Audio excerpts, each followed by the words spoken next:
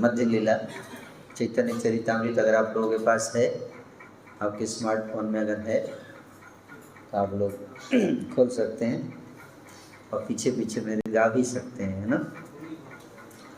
तो चैप्टर 13 है ना, कहते हैं कि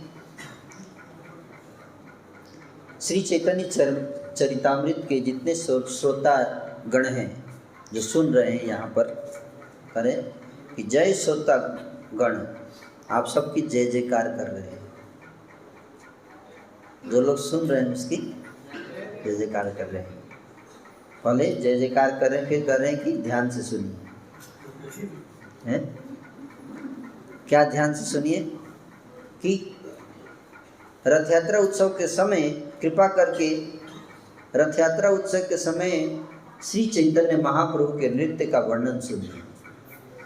ये कैसे डांस करते थे चैतन्य महाप्रभु। जब रथ यात्रा में निकलती थी तो चैतन्य महाप्रभु कैसे डांस, सुनाई दे रहा है पीछे या इको आ रहा है? तो ध्यान पूर्वक सुनिए, उनका नृत्य अत्यंत मनोहारी है।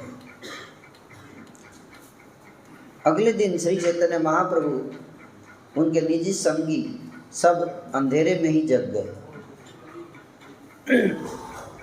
अर्ली मॉर्निंग, जब अभी अंधेरा ही था, सब लोग उठ गए और उन्होंने ध्यान पूर्वक प्रातःकालीन स्नान किया। तब श्री चैतन्य महाप्रभु अपने संगियों समेत पांडु विजय उत्सव देखने गए। पांडु विजय उत्सव होता है जब जगन्नाथ जी सिंहासन से अपने, आज आप लोग जाएंगे जगन्नाथ जी के दर्शन करने। जगन्नाथ जी रथ यात्रा के समय साल में एक बार अपना सिंहासन छोड़ते हैं और सिंहासन से आकर रथ पर बैठते हैं। तो ये जो प्रोसेस होता है सिंहासन छोड़ के रथ तक आने का जो प्रोसेस होता है, एक फेस्टिवल है। ये क्या है? वो भी एक फेस्टिवल है कि सिंहासन से उठ के रथ तक पहुंचने का जो समय है, जो लीला है, इसको बोलते हैं पांडु विजय। तो उसको देखना बहुत जरूरी है। कई बार भक्त लोग देखते रथ यात्रा में आते हैं, जब भगवान रथ पे आ जाते हैं तब पहुंचते हैं, उसमें मज़ा नहीं है। यहाँ बता रहे हैं कि पांडु विजय देखने आए चैतन्य महाप्रभु। पांडु विजय देखना भी जरूरी है रथ यात्रा में ना। अपनी प्रताप रुद्र लया पात्र गण, अपनी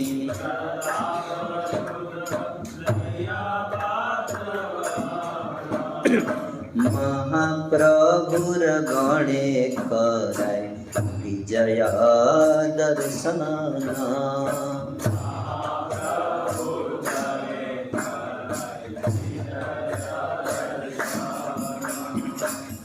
द्वैत निताई आदि संगे भक्त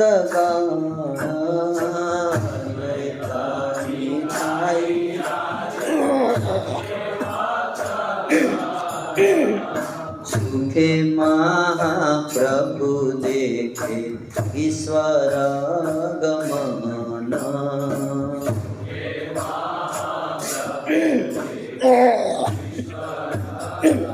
राजा प्रताप रुद्र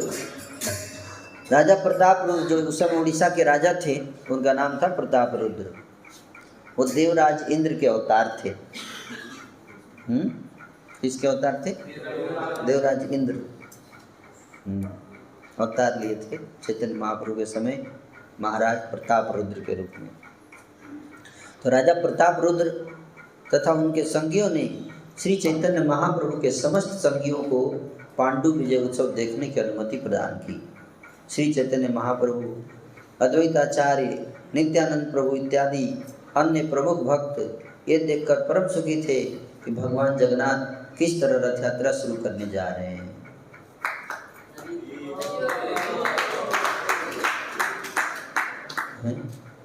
थोड़ा सा बास जो है ना, इको और बास को कोई कम कर सकता है क्या?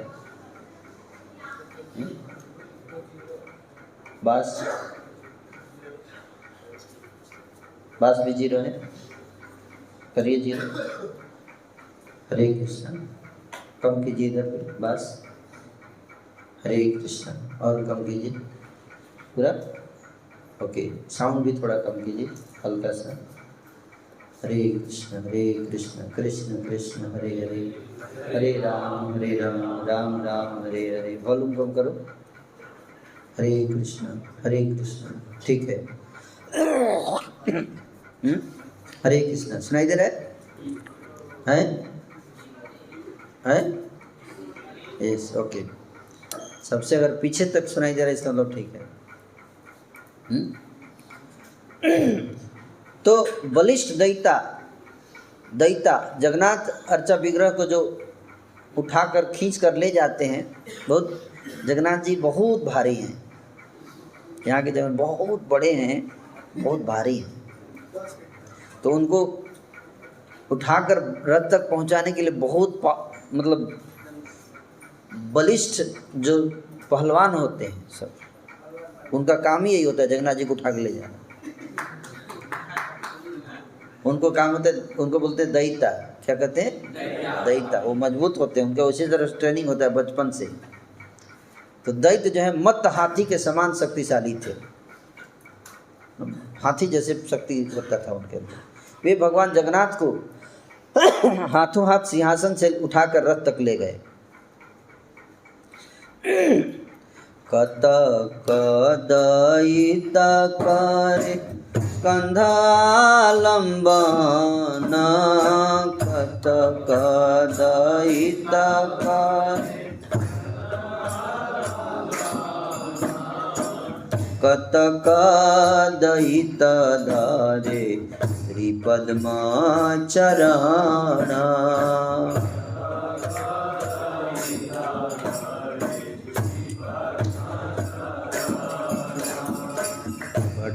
तट बाधा दृढ़ तुलपट डोरी, तटी तटे बाधा दृढ़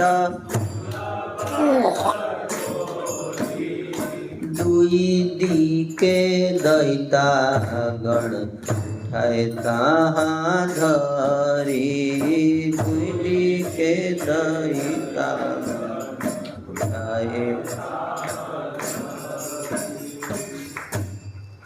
भगवान जगन्नाथ के अर्चा विग्रह को ले जाते समय कुछ दैताओं ने उनके कंधे पकड़े और कुछ ने उनके चरण कमल पकड़ लिए।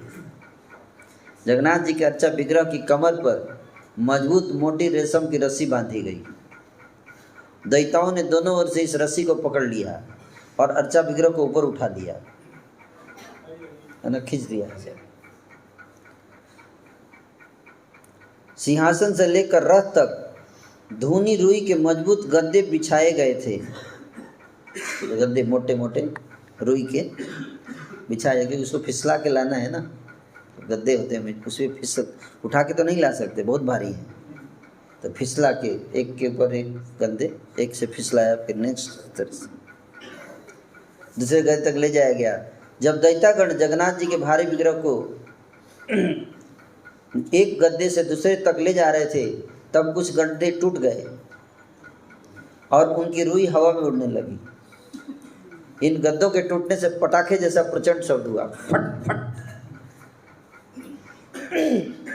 विश्वम्भर जगन्नाथ के चलाइते पारे, विश्वम्भर जगन्नाथ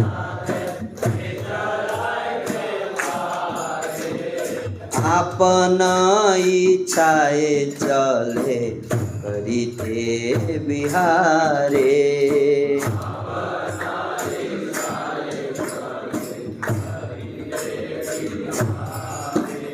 भगवान जगन्नाथ संपूर्ण ब्रह्मांड के पालनहार हैं।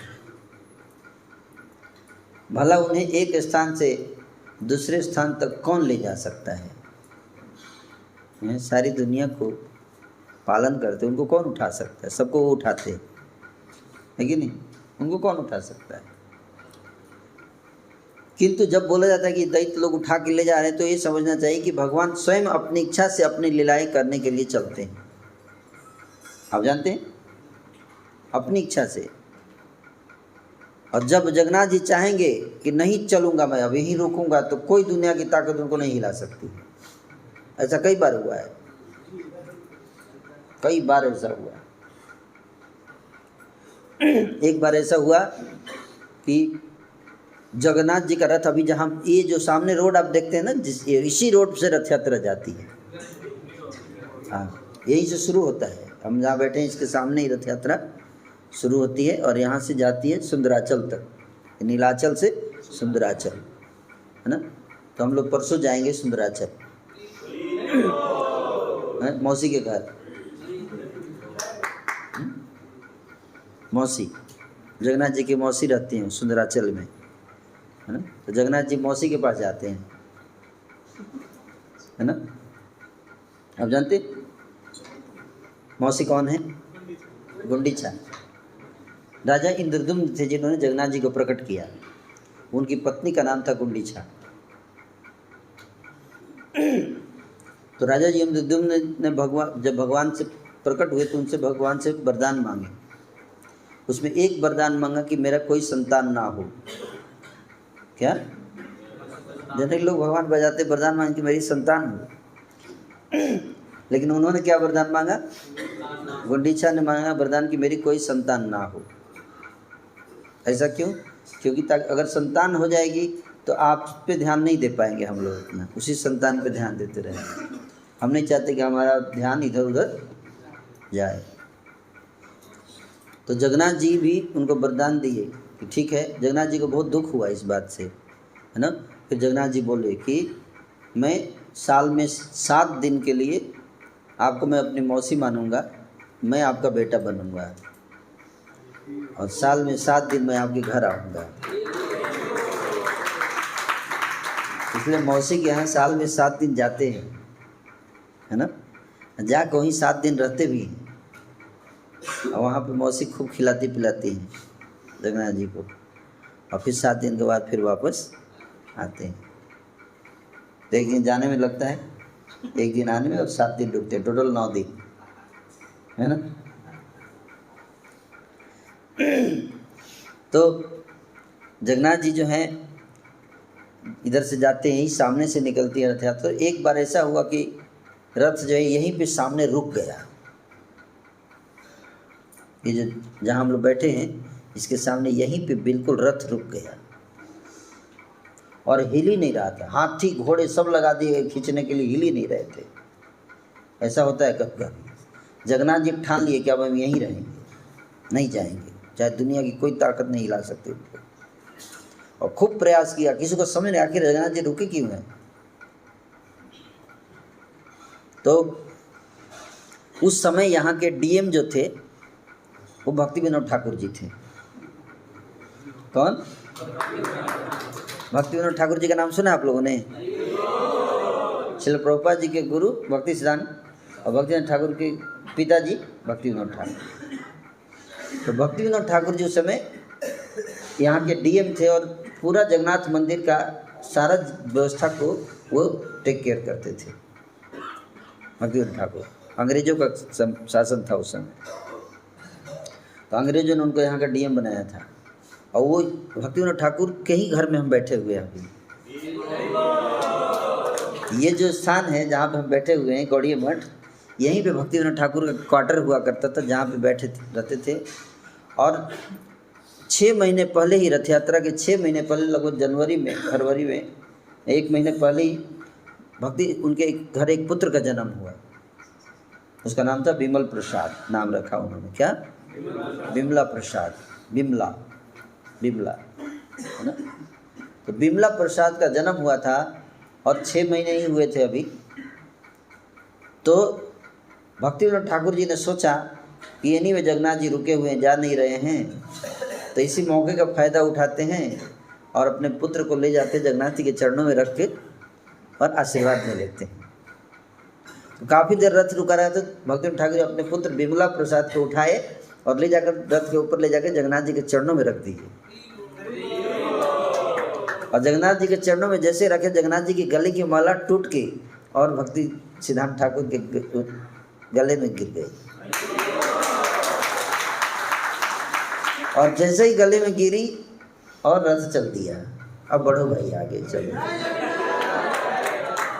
मतलब कि जगन्नाथ जी इसके लिए रुके हुए थे। किसके लिए? अपने भक्त का दर्शन करने के लिए, भक्ति सिद्धांत ठाकुर जी का, उनको आशीर्वाद देने के लिए हैं। तो कौन समझ सकता है? कई बार तो 2-2 दिन रथ रुका रहता है। हाँ, आप जानते हैं 2-2 दिन, 3 दिन तक रथ रुका रहा, हिल ही नहीं रहा। एक भक्त का इंतजार कर रहे थे जगन्नाथ जी, उसका नाम था साल बेग, है ना। लाल बेग एक मुस्लिम शासक था, लाल बेग, उसका नाम था लाल बेग, है ना। उसके लाइफ पर ड्रामा करते हैं कई बार भक्त तो, है ना। तो लाल बेग था, बहुत खूंखार मुस्लिम रूलर था, उड़ीसा में उसने रूल किया। तो उसने एक बहुत शुद्ध भक्त थी भगवान की, जगन्नाथ की विधवा स्त्री, विधवा हो गई थी, लेकिन भगवान जगन्नाथ की बहुत शुद्ध भक्त थी।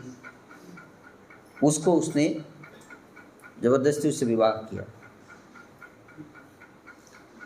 उसका एक पुत्र हुआ जिसका नाम था साल बेग।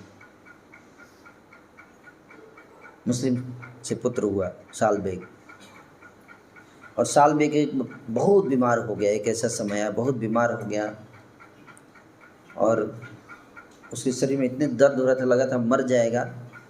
उसने अपनी माँ को पुकारा, बोला माँ बहुत दर्द हो रहा है। माँ ने कहा तुम जगन्नाथ जी को याद करो। हालांकि वो मुसलमान था, उसको बोला जगन्नाथ जी को याद करो, जगन्नाथ जी सबके दुख को हरण करते हैं।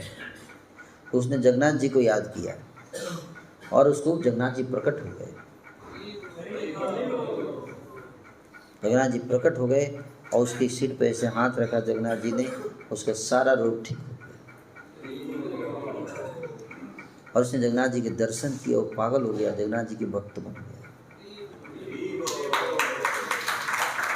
और फिर वो अपना घर त्याग कर वो वृंदावन गया और ब्रज में जाके उसने भजन किया भगवान को। उसने बहुत सारे गीत लिखे हैं जगन्नाथ जी के। तुम्हारा चरण बिना अन्य धन नाई, जगबंधु है गोसाई।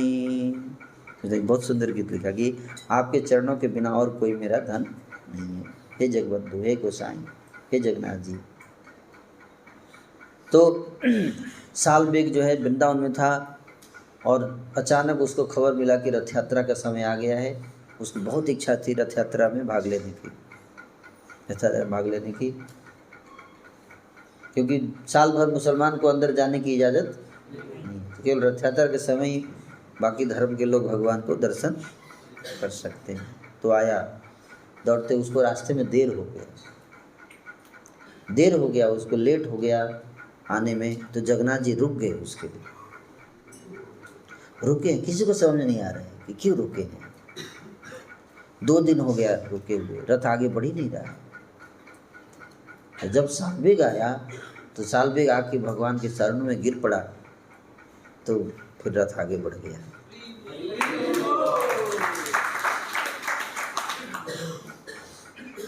तो मैं इस बात से बता रहा हूँ क्योंकि यहाँ पे ये जो श्लोक आया, ये जो प्यार आया, क्या विश्वम्भर जगन्नाथ के चालाइते पारे, विश्वम्भर जगन्नाथ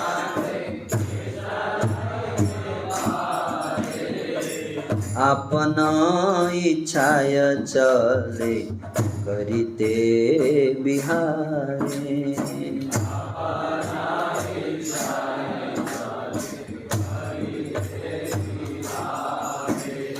अपनी इच्छा से चलते हैं, ये नहीं कि हम खींचते हैं। लोग हम खींच रहे हैं, ये भी एक इल्यूजन है। क्या इल्यूजन है ना। हमारे गुरु महाराज एक बार अपने विग्रह को लेके जा रहे थे, है ना। तो एक भक्त ने महाराज से कहा, महाराज आप कितना प्रेम करते हैं अपने विग्रह से, आप इनको लेकर हर जगह जाते हैं, जहाँ भी जाते हैं। तो गुरु महाराज ने कहा कि एक्चुअली ये मुझे लेके जाते हैं हर जगह, है ना। मुझे ऐसा, लोगों को ऐसा लगता है कि मैं इनको लेके जाता हूँ, पर वास्तव में ये मुझे लेके जाते हैं हर जगह है। तो ये सोचने वाली बात है, सोचने का तरीका सबका अलग अलग है ना।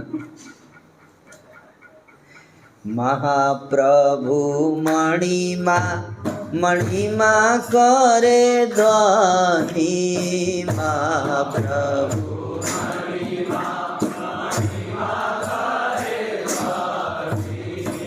नाना वाद्य कोलाहले किछुई ना सुनी।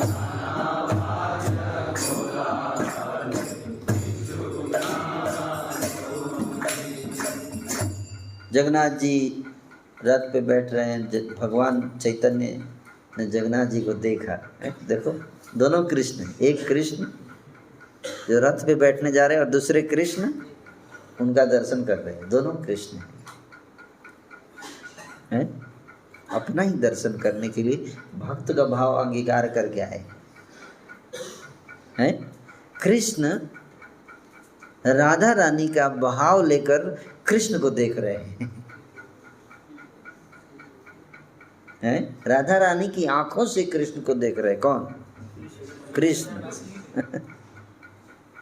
कि राधा रानी जब जिन आंख से दर्शन करते हैं ठाकुर जी का, और दर्शन करने से क्या आनंद आता है उनको, भगवान के दर्शन करने से उस आनंद का आस्वादन करने कृष्ण राधा बन गए। क्या? कृष्ण राधा बने।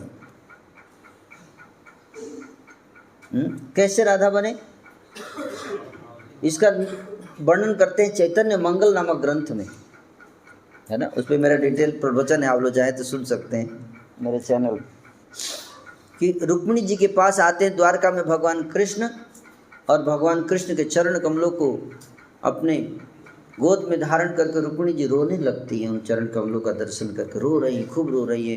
भगवान कृष्ण बोल रहे, अरे तुम रो क्यों रही हो? मैं आया हूँ, मुझे लगा तुम खुश होगी, रो क्यों रही हो? बोले आपके चरण कमल ऐसे हैं, मेरा क्या प्रॉब्लम, मैं क्या करूँ? इनको देखती हूँ तो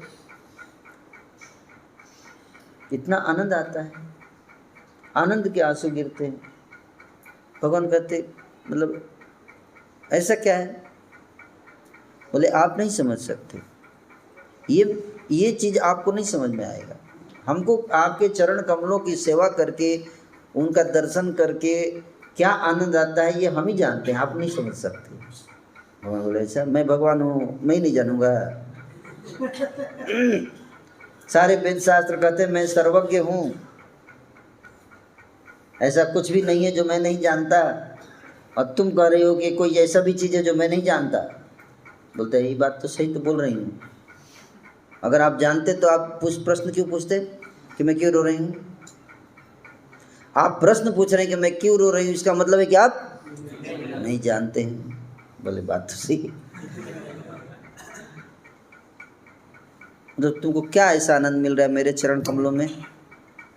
बोला अगर आपको ये जानना है तो आपको राधा रानी का भाव स्वीकार करना पड़ेगा, तब आप समझ पाओगे कि राधा को कितना आनंद आता है आपके चरण की सेवा करने में। भगवान के अंदर लोभ आ गया। क्या गया? बात बोलते बोलते बात तुम सही बोल रही हो, मैंने कई बार उसको देखा है। मेरे को देखते ही वो पागल की तरह हो जाती है, पता नहीं क्या होता है उसको, है? मेरे को ईर्ष्या होती है, भगवान मैं हूँ, मज़ा ये लोग ले रहा है?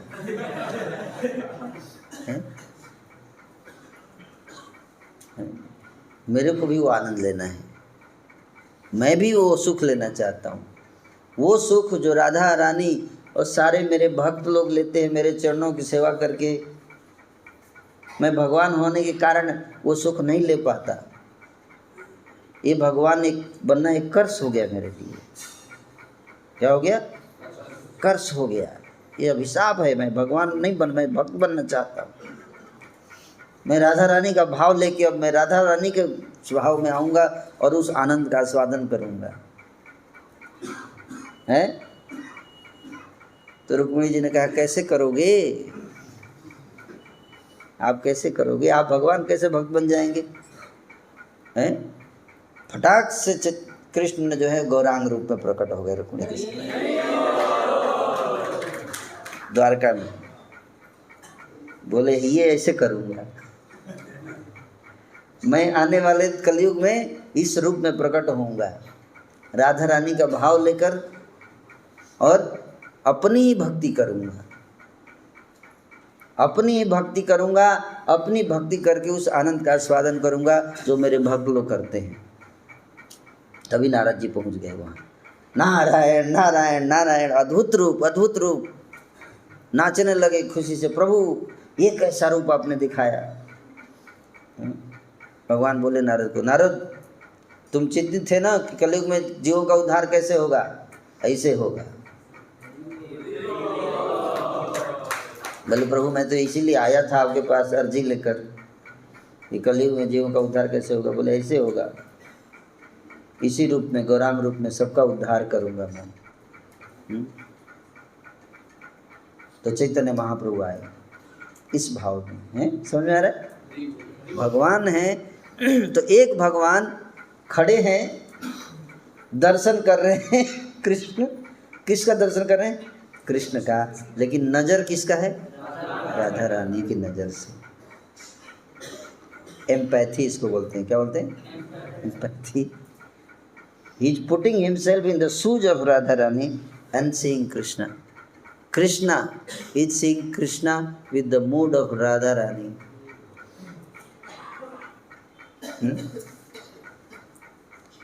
ये कितना आनंद आता है। तीन चीज, कितना आनंद आता है राधा रानी को, वो आनंद चखना चाहते हैं, आनंद लेना चाहते हैं। दूसरा, राधा मुझसे कितना प्रेम करती है। और तीसरा, मेरे में ऐसा क्या है, क्या मेरे में ऐसा क्या है कि मेरे भक्त लोग जो है मेरे पीछे पागल रहते हैं, मेरे को ही नहीं पता। भाई आपको अपना चेहरा तो दिखाई देता नहीं, दूसरे के चेहरे के पीछे हम भागते हैं, अपने चेहरे के पीछे भागते नहीं। तो इसलिए भगवान इन तीन चीजों को समझने के लिए गौरांग रूप में प्रकट हुए। तो अभी जो है जब जगन्नाथ जी आ रहे हैं, जगन्नाथ जी आ रहे हैं तो उनको दर्शन कर रहे हैं, तो कह रहे हैं मणिमा मणिमा मणिमा मणिमा, ऐसे बोल रहे मणिमा मणिमा है।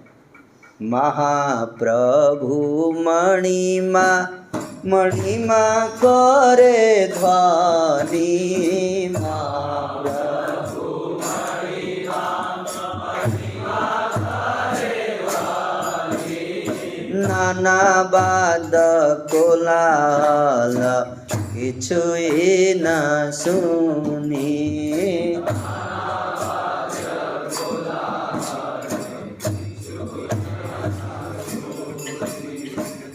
मणिमा शब्द का अर्थ है कोई वीआईपी जब आता है, उड़ीसा में कोई वीआईपी व्यक्ति बड़ा आदमी आता है किसी फंक्शन में, तो उसको स्वागत के लिए मणिमा मणिमा बोला जाता है। मणिमा मणिमा मणिमा, है ना। कोई उड़िया यहाँ पे है तो समझ पाएगा, है ना। कोई है उड़िया से, उड़ीसा से? हाँ ये है मणिमा मणिमा है। तो मणिमा मणिमा बोल रहे हैं, है ना, स्वागत कर रहे हैं। किसका? जगन्नाथ। स्वागतम जगन्नाथ सुस्वागतम जगन्नाथ,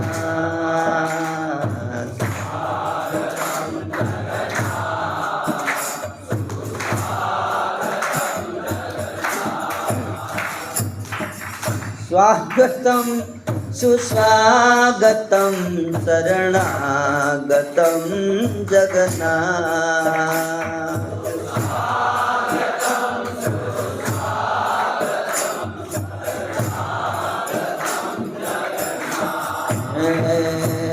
स्वागतम जगन्नाथ, स्वागतम जगन्नाथ।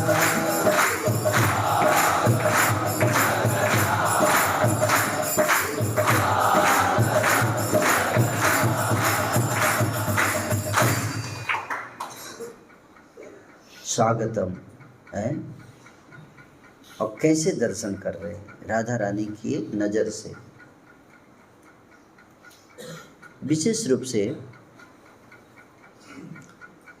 राधा रानी कितना प्रेम करती हैं कृष्ण से।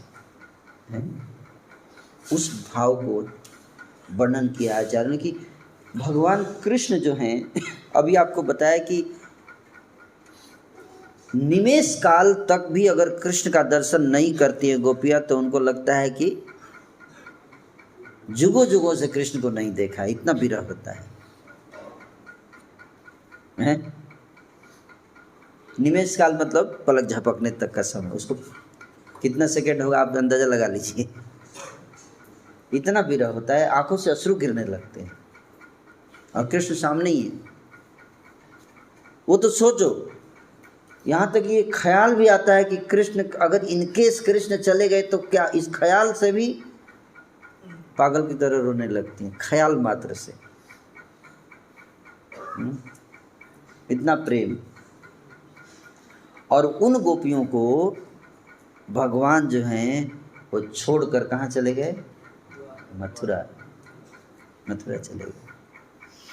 सोचिए, जो एक पलक झपकने तक भी उनको नहीं भूल सकती हैं, उनके बिना जी नहीं सकती, उनको छोड़कर कितने साल के लिए गए? 100 साल का विरह। 100 साल। इसलिए सिनेमा में गीत बनाए, 100 साल पहले मुझे तुमसे प्यार था, आज भी है और कल भी रहेगा। हम लोग कहाँ से 100 साल, हम तो लुढ़क जाते उससे पहले ही हैं। भगवान कृष्ण का भाव है। 100 साल का विरह भगवान। और आश्चर्य की बात है कि 100 साल बीतने के बाद भी कृष्ण वैसे के वैसे ही थे और राधा रानी भी वैसे की वैसे ही थी, बूढ़ी नहीं हुई। 100 साल में बूढ़ा हो जाता है ना शरीर, लेकिन राधा रानी भी बूढ़ी नहीं हुई। जसोदा जी भी वैसे के वैसे ही थी, नंद बाबा भी वैसे के वैसे ही थे, कृष्ण वैसे के वैसे ही थे। ये भगवान की लीला है, इंसान नहीं। ये सब कौन थे? भगवान और उनके पार्षद, नित्य पार्षद गोलोक से आए थे। भगवान इनको लेकर प्रेम लीला प्रकट करने के लिए मंडली लेकर आए थे, हमको सिखाने के लिए, एक ट्रेलर दिखाने के लिए। क्या दिखाने के लिए? ट्रेलर। कोई मूवी आती है उससे पहले क्या आता है? ट्रेलर आता है, और ट्रेलर फ्री में दिखाया जाता है। लेकिन पूरी मूवी देखनी है तो भगवान यहाँ पे आते हैं और 125 साल का ट्रेलर दिखाते हैं। कितने साल का? 125 साल का ट्रेलर दिखाते हैं और फिर उसके बाद चले जाते हैं और फिर बोलते पूरा मूवी देखना है तो मेरे धाम आओ, है ना। पर उसके लिए कीमत देना पड़ेगा, है? कीमत देना पड़ेगा। क्या है कीमत? लौल्यम अपि मूल्यम एकलम, जन्म कोटि सुकृते न लभ्यते। हैं? लौल्यम, लालसा, कि हाँ मैं भी वो प्रेम प्राप्त करूँगा, ये लालसा। अब मेरे जीवन का लक्ष्य यही है कि वो प्रेम प्राप्त करना है जिसके द्वारा मैं भी उस मंडली में शामिल हो जाऊंगा, नित्य लीला प्रविष्ट, है कि नहीं। तो भगवान जो हैं इस प्रकार से, सोचिए कितने साल के लिए चले गए छोड़कर, तो उस राधा रानी क्या विरह महसूस। उसके बाद जब भगवान को देखा 100 साल के बाद, विरह में तड़पते हुए ब्रजवासियों को दोबारा खबर मिली कि भगवान आ रहे हैं कुरुक्षेत्र में। कहाँ आ रहे हैं? कुरुक्षेत्र में आ रहे हैं। तो 100 साल के बाद उनको दर्शन करने का अवसर मिल रहा है। सब लोग बैलगाड़ी पे अपना बैठ के वृंदावन से कहाँ गए? कुरुक्षेत्र। कृष्ण को देखने के लिए राधा रानी सारी गोपियाँ गई, और उधर से कृष्ण आए कहाँ से? द्वारका से। द्वारका से सारे हाथी घोड़ा और 16,108 वाइफ के साथ, राजा के वेश में। कैसे? राजा के वेश में आए।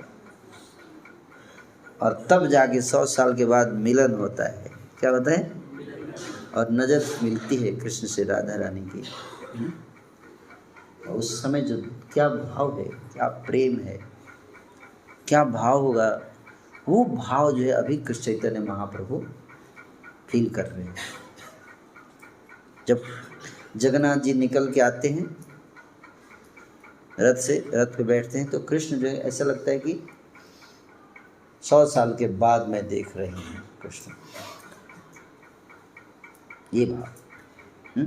तो उस भाव में महाप्रभु क्या करें, मणिमा मणिमा मणिमा, स्वागतम स्वागतम स्वागतम।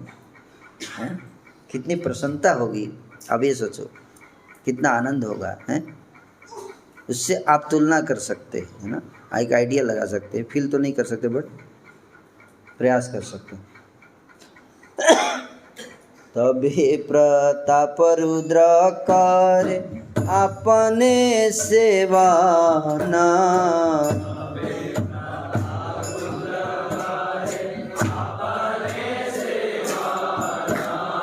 सुवर्णा मार्जनी लैया हरे पथ सम्मार्जना।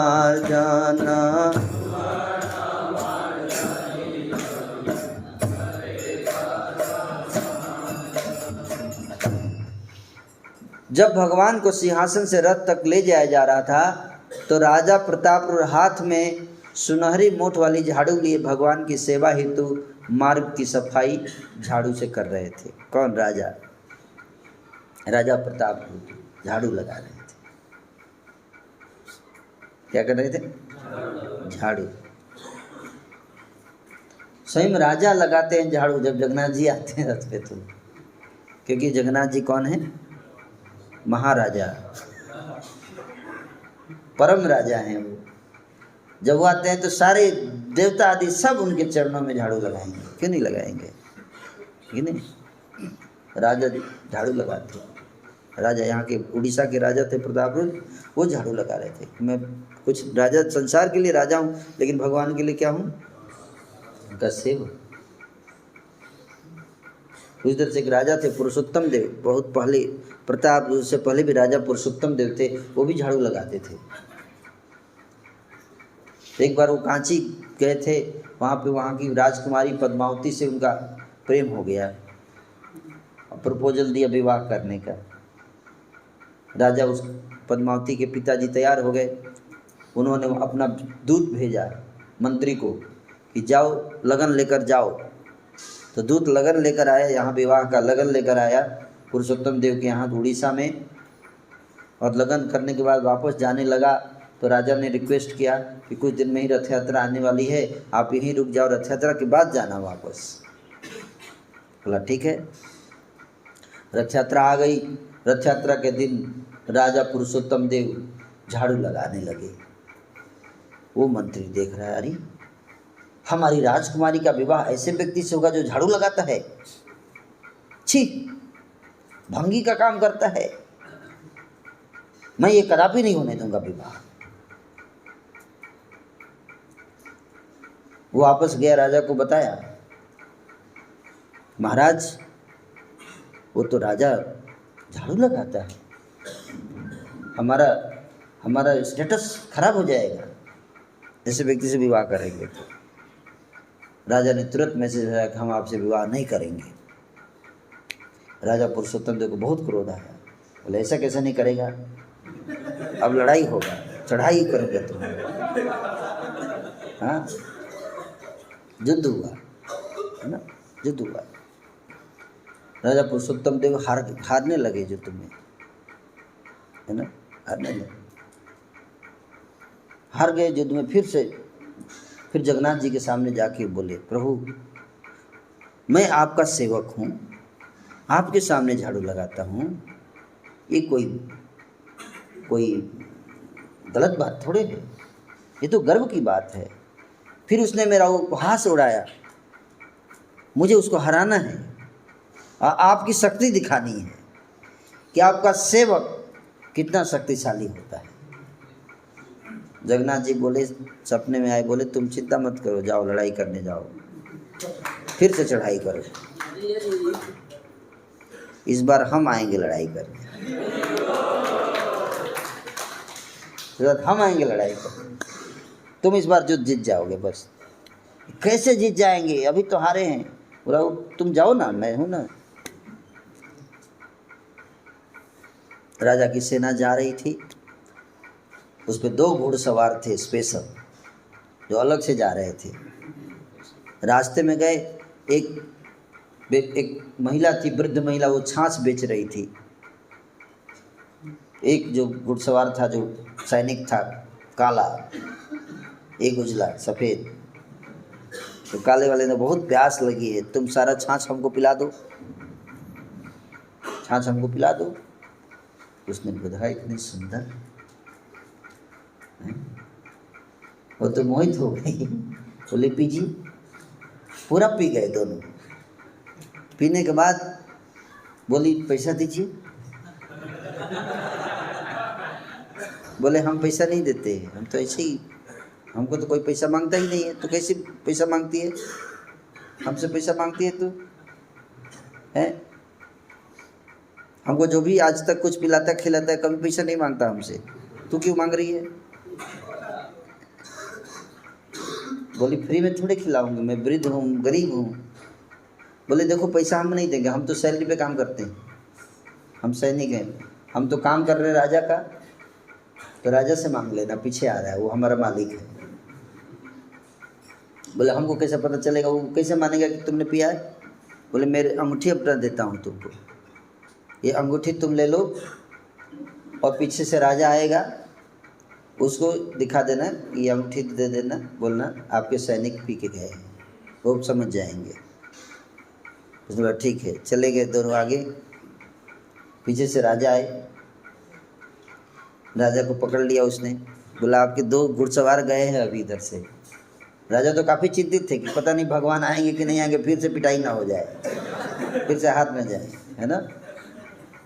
तो उसने कहा आपके 2 सैनिक हमारा सारा छाछ पी के गए हैं, हमको कैसे पता? बोले ये अंगूठी दिए हैं।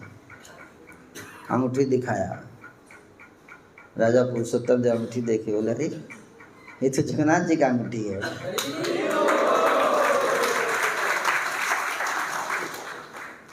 बोले ये तुमको कैसे मिला? बोले उन लोगों ने तो दिया है। कौन लोगों ने? वही एक काला और एक सफ़ेद था, 2 सैनिक थे, बड़े सुंदर थे, बहुत सुंदर थे। उन्होंने कहा कि अंगूठी दिखाना राजा को, वो पैसा देगा तुमको। बोला ले लो पैसा, ले लो जितना देना। बोले प्रभु धन्य है आप।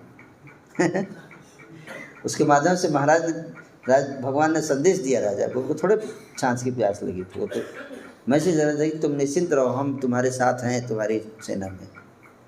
और गए, युद्ध किए, सारा युद्ध जीत गया, और कांची के राजा को पराजित किया, और पद्मावती को उठा के ले गए, जबरदस्ती उठा के लेके आए। और पद्मावती को ही नहीं लेके आए, वहाँ से साक्षी गोपाल को भी लेके आए, कई सारे विग्रह लेकर आए वहाँ से इधर, भगवान के विग्रह, है ना। पहले साक्षी गोपाल उधर थे, इधर बाद में आए। पहले साक्षी गोपाल जगन्नाथ मंदिर में लगाया गया, पर लोग सारा प्रसाद खा जाते थे। जगन्नाथ जी को एक दिन सपने में आए, बोले ये मेरा खा जाता है सारा, होगा, हमको लगता है खाता ही, इसको अलग बनाओ मंदिर।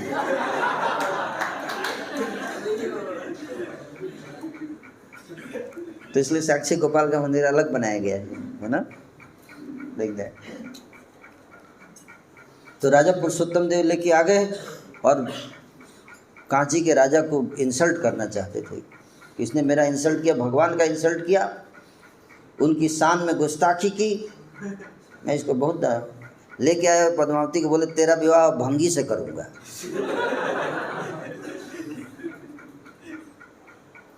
ऐसे बोले भंगी से करूँगा अब तेरा विवाह, ताकि मैं औकात दिखाऊंगा तेरे पापा को, है ना। भगवान की शान में उसने गुस्ताखी किया है। पर फिर भगवान जगन्नाथ ने कहा कि ऐसा मत करो, विवाह तो होगा फिर, है ना। लेकिन ये पॉइंट है कि इसलिए मैं यहाँ बता रहा हूँ, इसलिए क्योंकि जो यहाँ पे बात आई कि महाराज प्रताप क्या कर रहे थे, झाड़ू लगा रहे थे, है ना। तो भगवान के सामने झाड़ू लगाना, ये तो सौभाग्य की बात है कि नहीं, जो खुश होना चाहिए, है ना। चंदन जालेते कारे पथनी से चाने, चंदन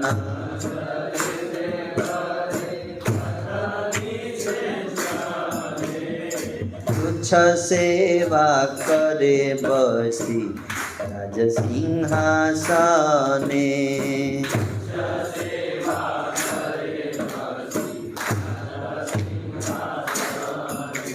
राजा ने मार्ग पर चंदन से सुगंधित जल का छिड़काव किया। यद्यपि वे राजा सिंहासन के स्वामी थे, किंतु भगवान जगन्नाथ के लिए तुच्छ सेवा में लगे हुए थे। तो आप सब अगर भगवान की कृपा चाहते हैं तो आपको क्या करना चाहिए? तुच्छ सेवा, झाड़ू लगाना, मंदिर को साफ करना, है ना। मुझे याद है जब मैं बेस में रहता था बहुत पहले, है ना, बेंगलोर में, है ना, उस समय बेस का इंचार्ज था। तो हम लोग तो सुबह ऑलमोस्ट रोज़ मैं उठता था, मेरा ड्यूटी था वेकअप कर, भगवान को वेकअप करने का ड्यूटी था। तो डेली मैं उठता था भगवान को उठाने के लिए, और उनका वस्त्र बदलना और ये सब, और जो ड्यूटी हॉल है उसको पोछा लगाना, डेली में करता था रोज़, है ना। और बहुत आनंद आता था पोछा लगाने, है ना। और हमारे याद है कि हमारे डीटी हॉल में पूरे बेस में जितने रूम थे सब में पंखा था, लेकिन डीटी हॉल में पंखा नहीं था। तो गर्मी का दिन आ गया जब, तो सारे भक्त, पहले तो डीटी हॉल में भी सोते थे कुछ लोग, लेकिन फिर सब शिफ्ट हो गए पंखा वाले में, जगन्नाथ जी को छोड़ के।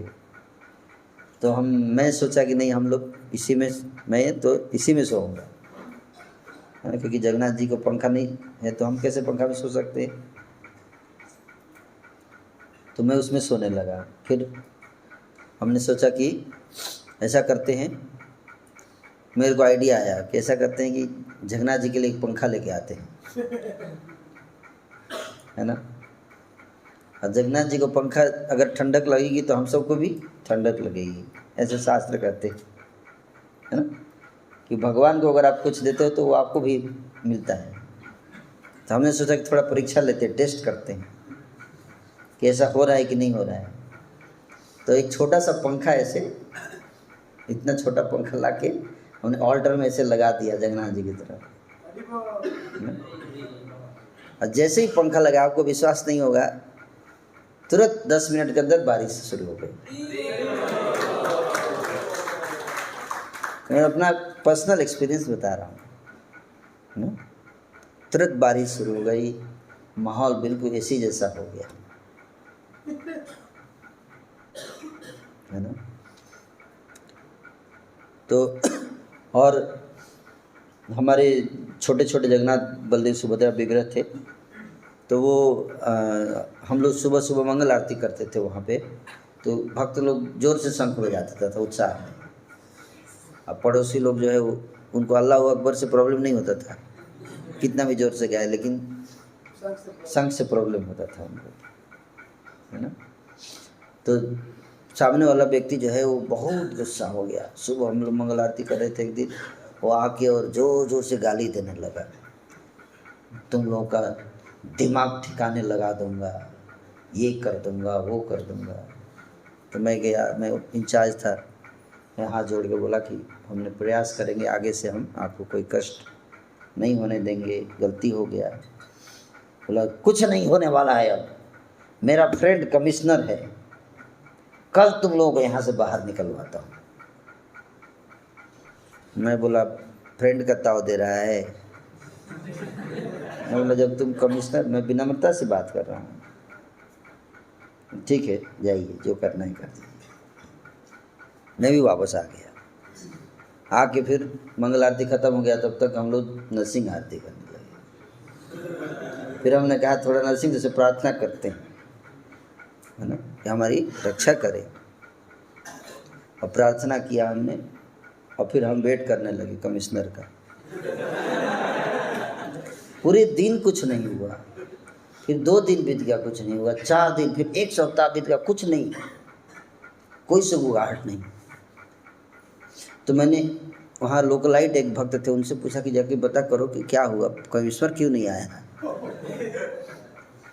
तो गया तो पता करके आया, तो बोला कि जैसे ही वो डांट के गया अपने घर में, तुरंत हार्ट अटैक, उसी समय तुरंत गिर पड़ा इमीडिएटली, और उसको हॉस्पिटल ले गए और 3 लाख रुपए लगा।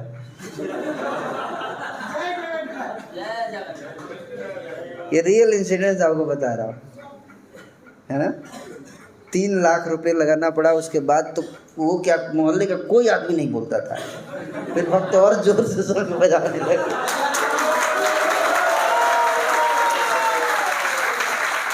और ऐसी खबर फैल गई मोहल्ले में कि ये लोग बहुत खतरनाक आदमी है, इनसे पंगा नहीं लेने का। हाँ, उसके बाद से तो एक भी दिन नहीं, वो लोग कुछ बोला ही नहीं, उन लोगों ने सारा संदेश क्लियर चला गया। तो आप क्या सोचते हो कि ये सब हमारे ऊपर है कि हम भगवान को क्या मानते हैं? भगवान मानते हैं या पत्थर मानते हैं या लकड़ी मानते हैं? वो तो तत्पर रहते हैं। ऐसे बहुत सारी स्टोरी, हम जैसे तुच्छ भक्तों के साथ भी भगवान ऐसे रियलाइजेशन देते हैं, अगर हमारा उनके अंदर फेथ है। और फेथ का मतलब क्या है? फेथ का मतलब हम उनकी सेवा करते हैं। क्या? सेवा। इस तरह से सेवा करना, झाड़ू लगाना, इस तरह के, इससे पता चलता है कि हम भगवान को भगवान मानते हैं। जब तक झाड़ू नहीं लगाएंगे हम कहाँ मानते हैं भगवान? इसलिए तुच्छ सेवा इतना इम्पोर्टेंट है भगवान को बताने के लिए कि हम आपके सेवक हैं। तुच्छ सेवा करना चाहिए, इससे मैसेज जाता है भगवान को।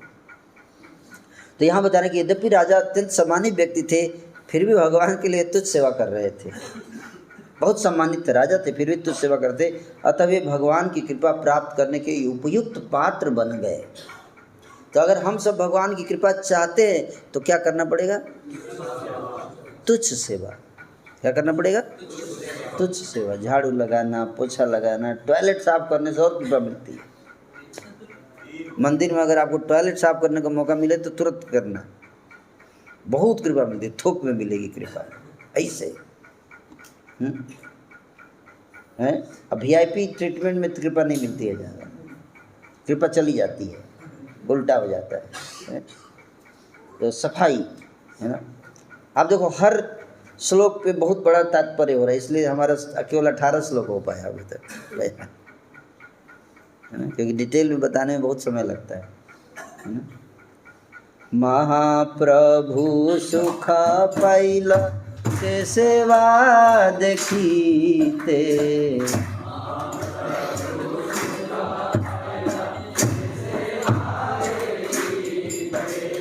महाप्रभुर कृपा हईल से सेवा हईते।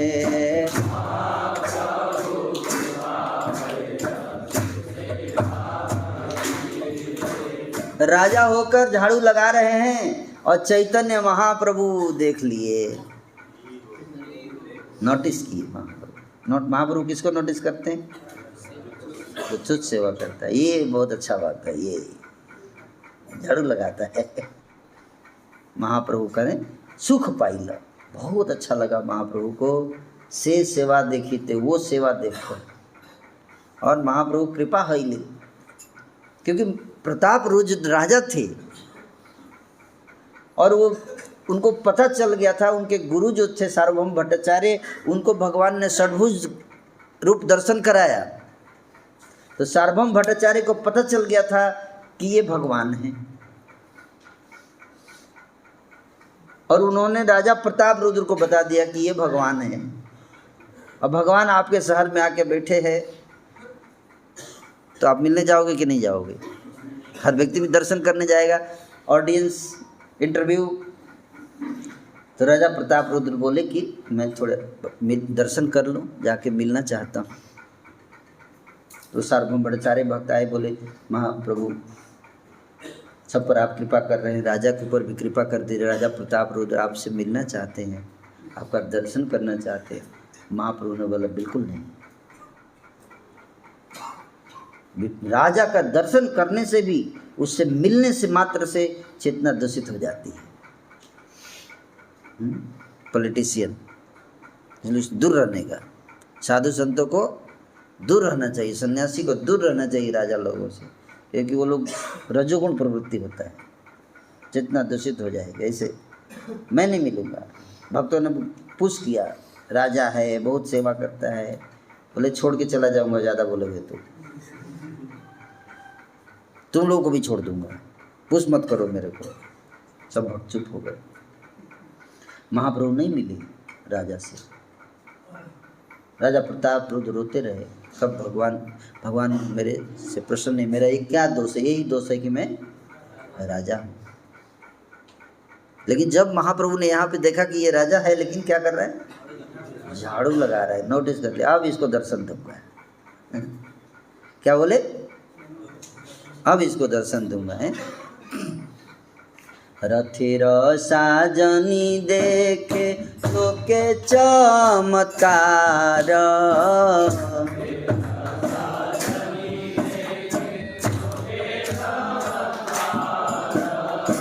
नवहे ममाए रथ सुमेरु आकार।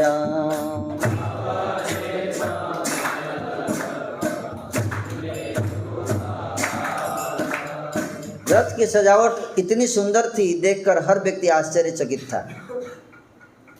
रथ नए सिरे से सोने का बना लग रहा था और सुमेरु पर्वत जितना ऊंचा था, है ना, सुमेरु पर्वत जितना। इस सजावट में चमकीले शीशे तथा सैकड़ों चामर थे। रथ के ऊपर स्वच्छ छत्र तथा एक सुंदर झंडा था। रथ को रेशमी वस्त्र तथा विविध चित्रों से सजाया गया था। अनेक पीतल के घंटे, घड़ियाल, घुंघरू बज रहे थे। भगवान जगन्नाथ रथ यात्रा लीला के लिए एक रथ पर चढ़ गए और उनकी बहन सुभद्रा तथा बड़े भाई बलराम अन्य 2 रथों पर चढ़ गए। भगवान 15 दिनों तक महालक्ष्मी के साथ एकांत स्थान में रहे और उनके साथ क्रीड़ा विहार किया। भगवान जो है रथ यात्रा से पहले 15 दिन तक क्वारंटाइन में चले जाते हैं। क्या क्वारंटाइन? क्योंकि उनको कोरोना हो जाता है, आप जानते हैं। हम तो क्वारंटाइन के बारे में कोरोना के बाद हमको पता चला, लेकिन आपको जान के आश्चर्य हुआ कि 14 दिन का क्वारंटाइन होता है यहाँ जगन्नाथ जी का।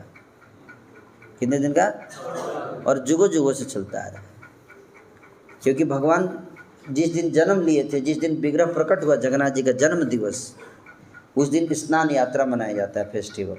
उस दिन जगन्नाथ जी को अभिषेक किया जाता है घड़ों घड़ों जलों से, और इतना नहाते हैं कि बीमार हो जाते हैं, सर्दी हो जाती है, बुखार हो जाता है ना। बुखार हो जाता है तो फिर उनके दर्शन बंद, 15 दिन तक दर्शन क्या होता है, बंद हो जाता है।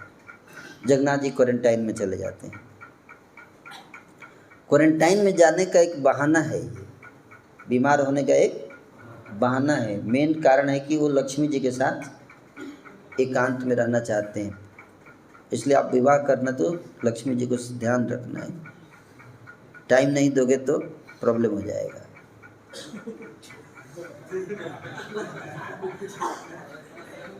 समझ में आ रहा है? भगवान से सीखो कि भगवान को भी बहुत डांट पड़ती है। हाँ, डांट पड़ती है भगवान को। तो भगवान को भी अगर कहीं जाना होता है बाहर लक्ष्मी जी को छोड़ के, तो पहले उनको मनाते हैं, रेडी करते हैं, परमिशन लेते हैं। बिना परमिशन के डांट जाएंगे तो डांट पड़ेगी। तो इसलिए लक्ष्मी जी के साथ 15 दिन तक एकांत में निवास किए और लक्ष्मी जी बहुत खुश थी। प्रभु तो बहुत टाइम दे रहे हैं, क्या बात है। बोले सबका दर्शन बंद, अब केवल आपके लिए टाइम दूंगा। और फिर 14 दिन जब बीत गया, लक्ष्मी जी बहुत खुश हो गई। फिर पहले थोड़ा 8-9 दिन के लिए मौसी जी के यहाँ से होके आ जाओ।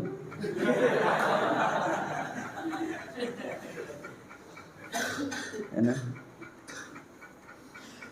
तो वही चीज़ यहाँ बता रहे हैं ना, परमिशन लेने का तरीका, कैसे परमिशन लेना चाहिए अगर आप गृहस्थ बनना चाहते हैं तो, हैं, भगवान से सीखिए। हैं, 15 दिन तक महालक्ष्मी के साथ एकांत में रहे और उनके साथ क्रीड़ा विहार किया। हैं, उसके बाद तहर सम्मति लिया, फिर महालक्ष्मी की अनुमति लेकर भगवान रथ पर चढ़े। परमिशन लेना पड़ेगा वाइफ से, समझे? ऐसे नहीं होगा, नहीं तो बहुत डांट पड़ेगा। आपको एक्सपीरियंस जो विवाह हो चुका उनसे आप पूछिए, वो सब बताएंगे कितना डांट पड़ता है। रथे चढ़ी बाहिर रहेला विहार करी थे। जब भगवान को जब डांट पड़ता है तो बाकी का तो बात ही छोड़ दीजिए।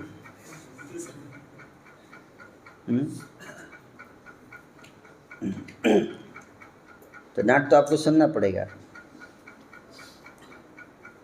भक्तों के आनंद हेतु अपनी लीलाएं करने के लिए फिर बाहर आए जगन्नाथ जी।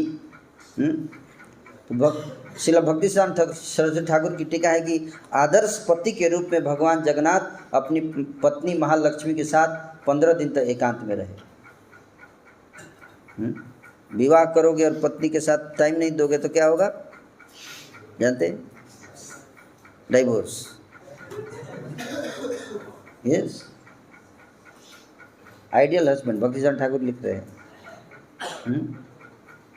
तो हमारे भक्त यूथ फोरम के विवाह कर लेते हैं और फिर ब्रह्मचारी की तरह रहते हैं, पत्नी को छोड़ के भागते रहते हैं इधर उधर। तो बहुत झगड़ा हो जाता है ना। आप ऐसे गृहस्थ बनना चाहते हो कुछ लोग तो याद रखो, है अगर ब्रह्मचारी की तरह ना तो ब्रह्मचारी बन के रहो, गृहस्थ बन के ब्रह्मचारी की तरह मत रहो, ठीक है? नहीं तो एक्सीडेंट हो जाएगा।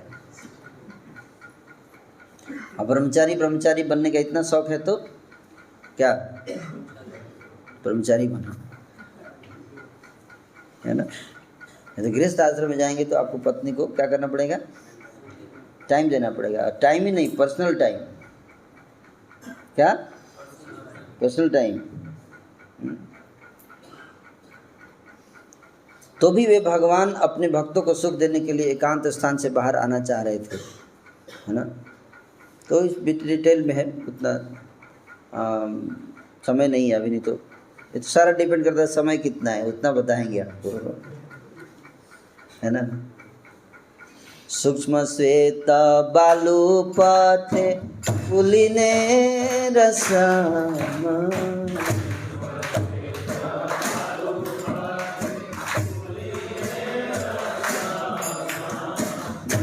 दी के टोटा सब जेन वृंदावन।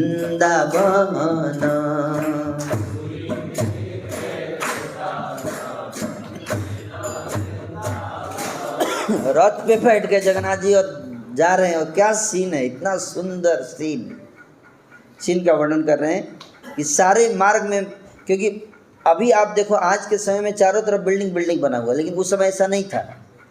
यहाँ से पता चलता है कि रास्ते में बिछी हुई महीन श्वेत बालू, क्या था चारों तरफ? बालू, बीच था ये, बीच और बालू ही बालू चारों तरफ था, है ना?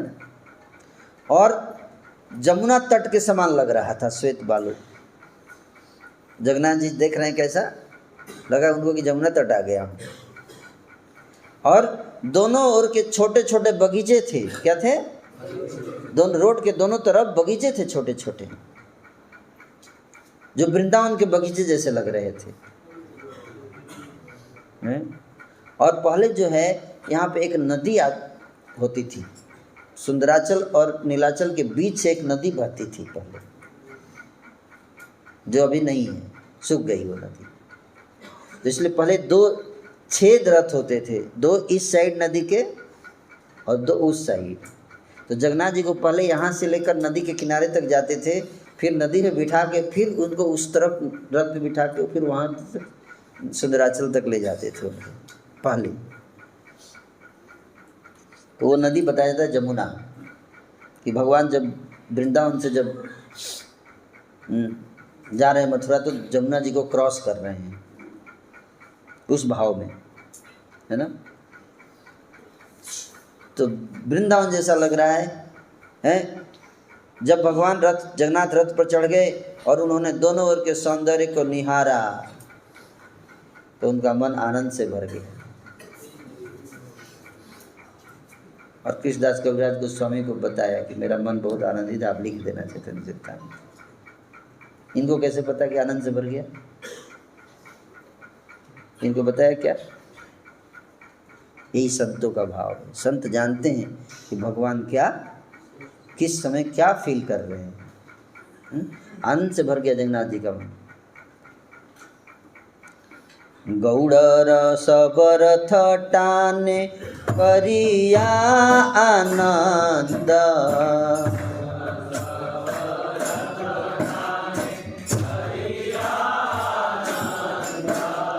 क्षणे शीघ्र चले रथ, क्षणे चले मंद।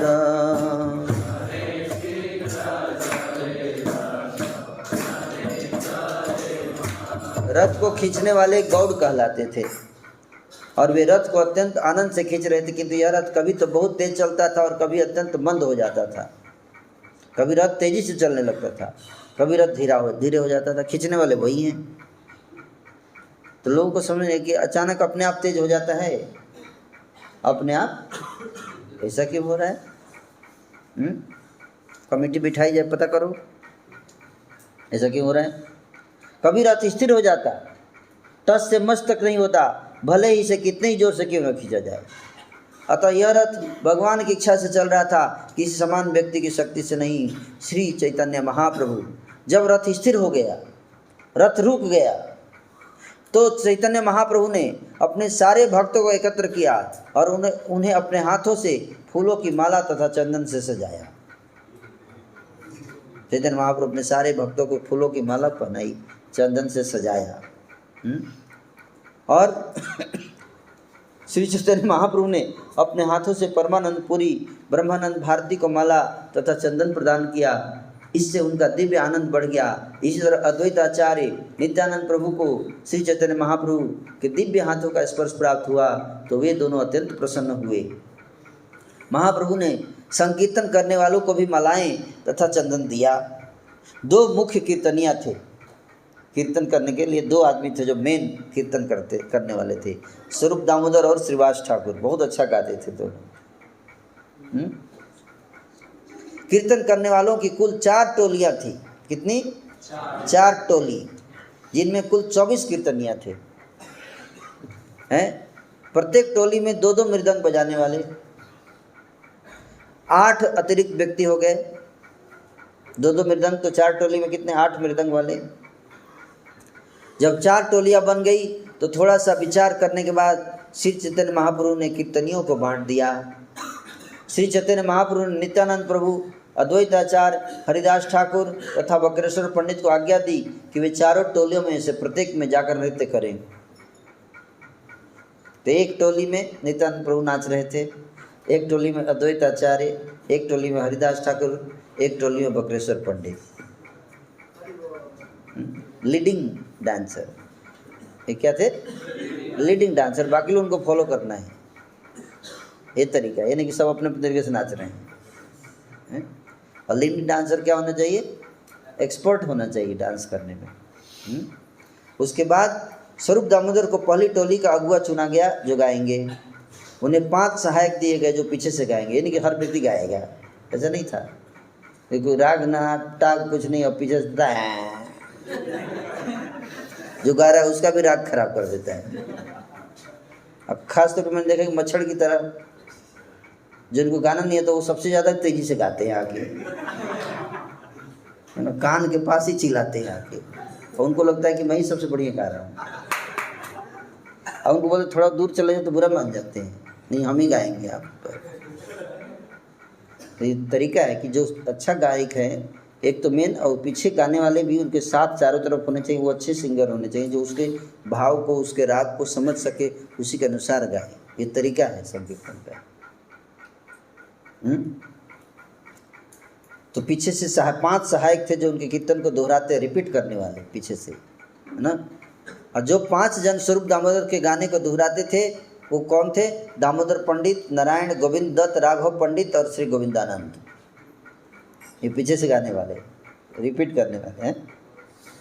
उसके बाद अद्वैत आचार्य प्रभु को पहली टोली में नृत्य करने के लिए आदेश मिला। तब महाप्रभु ने एक अन्य टोली बनाई जिसके प्रधान व्यक्ति हुए श्रीवास ठाकुर, वो लीडिंग सिंगर श्रीवास ठाकुर। श्रीवास ठाकुर के गाने को दोहराने के लिए 5 गायक थे, गंगादास, हरिदास, श्रीमान, शुभानंद, श्री राम पंडित। ये 5 लोग गाते थे। ये सब भक्त हैं, उस समय महाप्रभु के भक्त थे। जैसे अभी आप लोग भक्त हैं ना, तो आप में से कई लोग गाने वाले अच्छे गाते हैं, है ना, तो आप लोग सिंगिंग में आ सकते हो, अपना नाम दे दीजिए। और श्री नित्यानंद प्रभु को वहाँ पे डांसर नियुक्त किया गया। एक अन्य टोली भी बना ली गई जिसमें वासुदेव, गोपीनाथ तथा मुरारी थे। ये सब दोहराने वाले गायक थे और मुकुंद प्रधान गायक थे। श्रीकांत तथा बल्लभ सेन नामक 2 अन्य व्यक्ति दोहराने वाले गवैयों के साथ हो लिए। इस टोली के नर्तक थे हरिदास ठाकुर। हरिदास ठाकुर डांस करने के लिए तैयार हो गए इसमें। फिर गोविंद घोष, वहाँ पर उन्हें एक अन्य टोली बनाई जिसका अगुआ गोविंद घोष को बनाया गया। इस टोली में छोटा हरिदास, विष्णुदास, राघव दोहराने वाले गवैये थे। माधव घोष, वासुदेव घोष नामक दोनों भाई भी इस टोली में दोहराने वाले में सम्मिलित हो गए। वासुदेव घोष बोले चरणे धरिया, वो वासु घोष है ना। बक्रेश्वर पंडित इसके नर्तक थे, है ना। बक्रेश्वर पंडित 72 घंटा नाचते थे लगातार, नॉन स्टॉप है। कुलीन ग्राम नामक गांव के एक कीर्तनिया की टोली थी जिसमें रामानंद तथा सत्यराज नर्तक के रूप में नियुक्त किए गए। शांतिपुर की भी एक टोली थी जिसे अद्वैत आचार्य ने बनाई थी। अच्युतानंद इसके नर्तक थे और शेष लोग गवैये थे। श्रीखंड के लोगों ने एक अन्य टोली बनाई थी। ये लोग एक भिन्न स्थान पर गा रहे थे। इस दल में नरहरि प्रभु तथा रघुनंदन नाच रहे थे। श्रीखंड गए हैं आप लोग हैं? मे भी नेक्स्ट ईयर मायापुर यात्रा में जा सकते हैं हम लोग। बहुत महान भक्त हुए वहाँ पे। 4 टोलियाँ भगवान जगन्नाथ के सामने कीर्तन कर रही थी। 4 टोली सामने, रथ के सामने।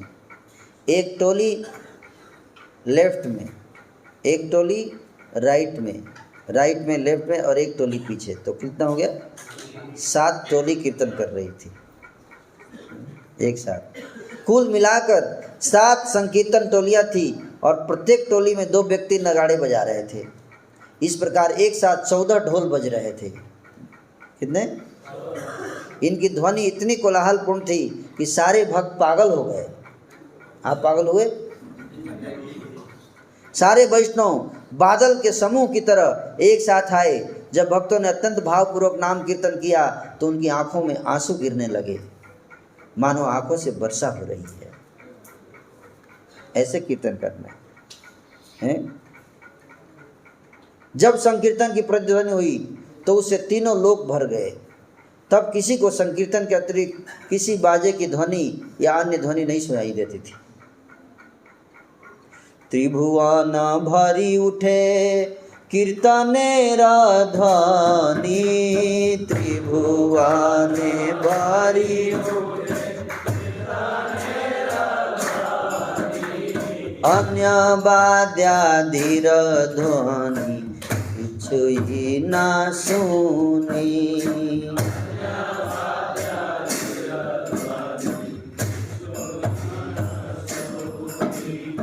श्री चैतन्य महाप्रभु हरि हरि हरि हरि हरि हरि ऐसा उच्चारण करते हुए 7 दलों में विचरण कर रहे थे। हर दल में जा जाके देख रहे थे। वे अपने दोनों हाथ उठाकर जोर से बोले जय जगन्नाथ। आर एक शक्ति प्रभु हरिला प्रकाश,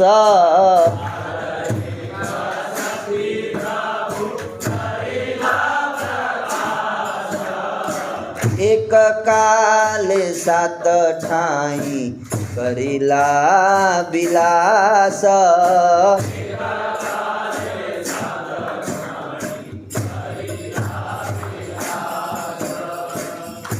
तब श्री चैतन्य महाप्रभु ने एक ही साथ सभी 7 टोलियों में लीलाएं संपन्न करके अपनी अन्य योग शक्ति का परिचय दिया। सारे टोली में 7 चैतन्य महाप्रभु एक साथ नाच रहे थे। एक चैतन्य महाप्रभु ने कितने 7 रूप धारण किया चैतन्य महाप्रभु ने, और 7 टोली में नाच रहे थे। और हर एक टोली के लोग कहते थे, सोच रहे थे कि श्री चैतन्य प्रभु मेरी टोली में ही उपस्थित हैं, वे अन्यत्र कहीं नहीं जाते।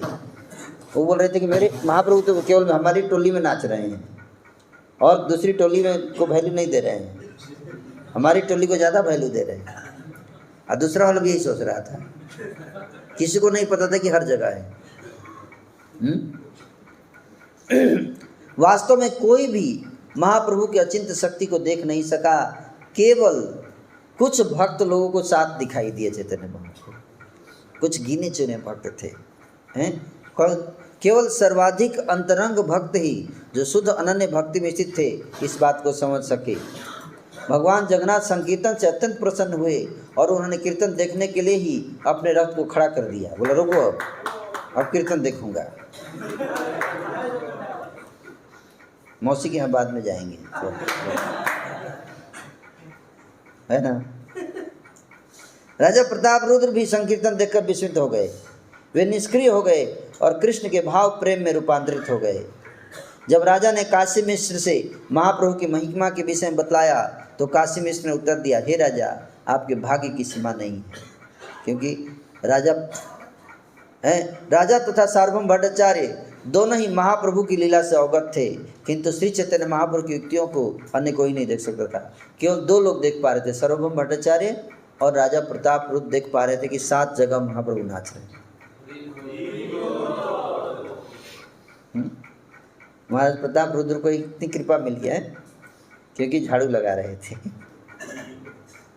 हैं मंदिर में झाड़ू लगाने का, तब कृपा मिलेगी। समझे बाबूजी।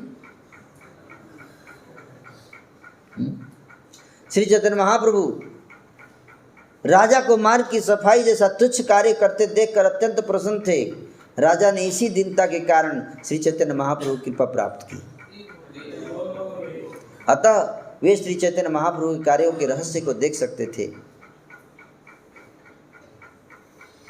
यद्यपि राजा को मिलने से मना कर दिया गया था, किंतु अप्रत्यक्ष रूप से उन पर अहेतुक की कृपा प्रदान की गई थी। भला श्री चैतन्य महाप्रभु की अंतरंगा शक्ति को कौन समझ सकता है।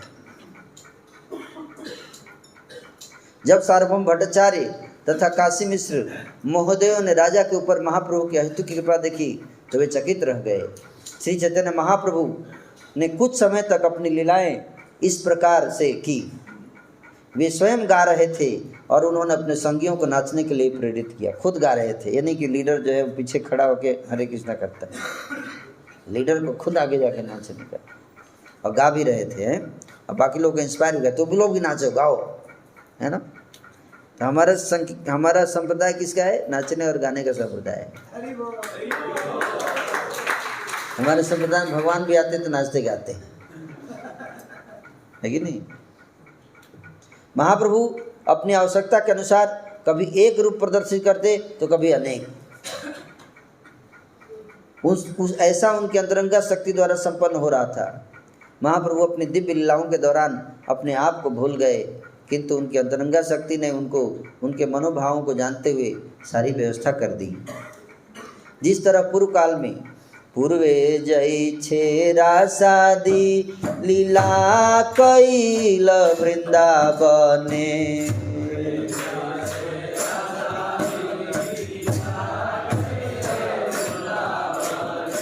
अलौकिक लीला गौर कैले क्षणे क्षणे।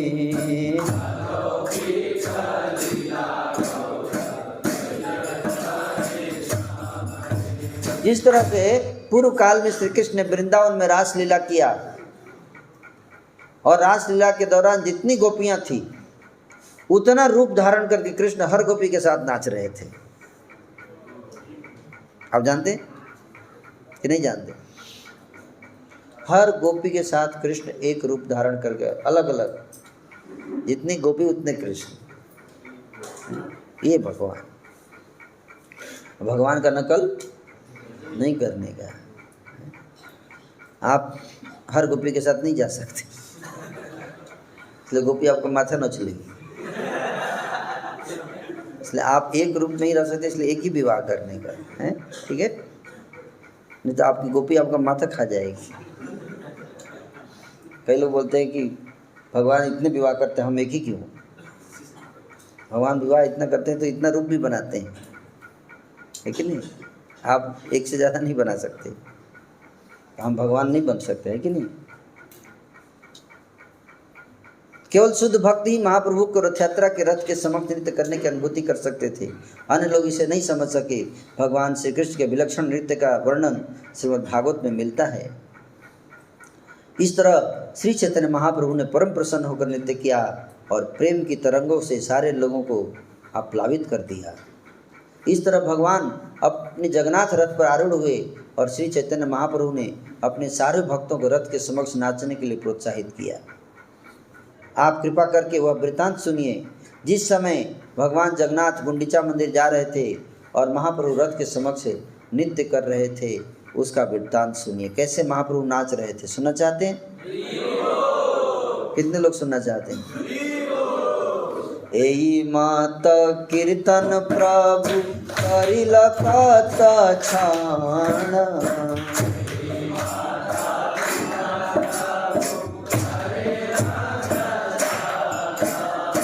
आपन बुझोगे नाचाइल भक्तगण।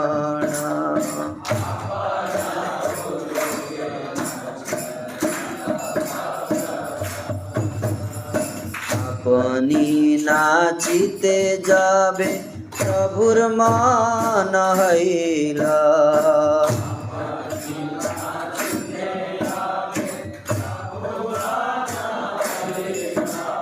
सात संप्रदाय तब एकत्र करिला।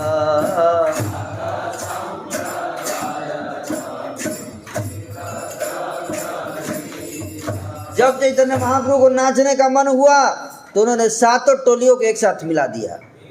सब आ जाओ, अब मैं नाचूंगा, अब मैं नाचूंगा। सब देखो कैसे नाचा जाता है, ऐसे देखो। श्रीवास रामाई रघु गोविंद मुकुंद, श्रीवास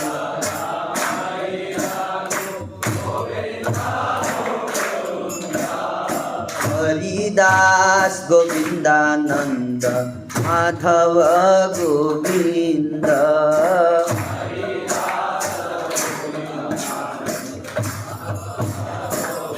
ये सारे भक्त इकट्ठा हो गए, एक साथ आ गए। महाप्रभु ने सबको बोला, सब इधर आ जाओ, सब इधर आ जाओ। अब देखो कैसे नाचते, अब कैसे नाचते हैं, देखो नाच कैसे नाचते। उदंड नृत्य प्रभु जब हैल माना,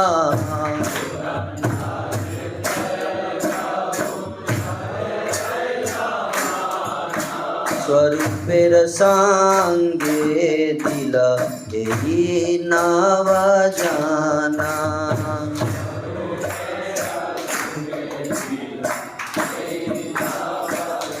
श्री चैतन्य महाप्रभु का अब मन हुआ कि अब मैं ऊंचा कूद कूद के नाचूंगा, ऊंचा कूद कूद के। उद्दंड नृत्य है, उद्दंड स्प्रिंगी की तरह है, ऐसा मन हुआ। तो उन्होंने स्वरूप दामोदर को बोला कि आप गाओ, और 9 लोगों को पीछे से दे दिया कि आप लोग इसके साथ, इनके साथ गाइएगा। स्वरूप दामोदर जी गाएंगे हैं।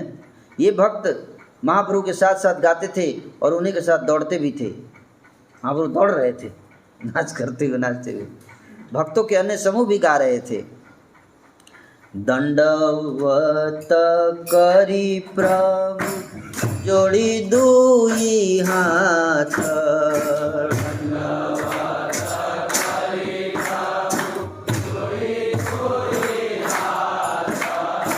ऊर्ध्व मुखे स्तुति करे देखी जगन्नाथ।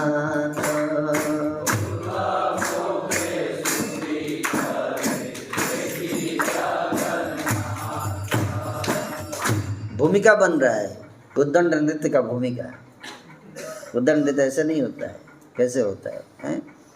दोनों हाथ जोड़कर है, दंडवत किया पहले, क्या दंडवत किया, नमस्कार, दोनों हाथ जोड़कर नमस्कार करते हुए अपना मुख जगन्नाथ जी की ओर दिखाया, उठाया और जगन्नाथ जी को देखते हुए इस प्रकार से प्रार्थना करने लगे। दंडवत करते हुए पहले प्रार्थना किया, प्रार्थना के बाद वो भाव प्रकट हुआ, तब दो दंड नृत्य था। नमो ब्रह्मण्य देवाय गो ब्राह्मण हिताय च जगद्हिताय कृष्णाय गोविंदाय नमो नमः। मैं उन भगवान कृष्ण को सादर नमस्कार करता हूँ जो समस्त ब्राह्मणों के आराध्य देव हैं, जो गाय तथा ब्राह्मणों के शुभचिंतक हैं तथा जो सदैव सारे जगत को लाभ पहुँचाते हैं। मैं कृष्ण तथा गोविंद के नाम से विख्यात भगवान को बारंबार नमस्कार करता हूँ।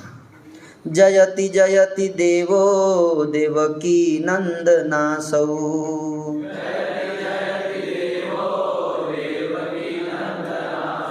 जयति जयति कृष्ण वृष्णिवंश प्रदीपः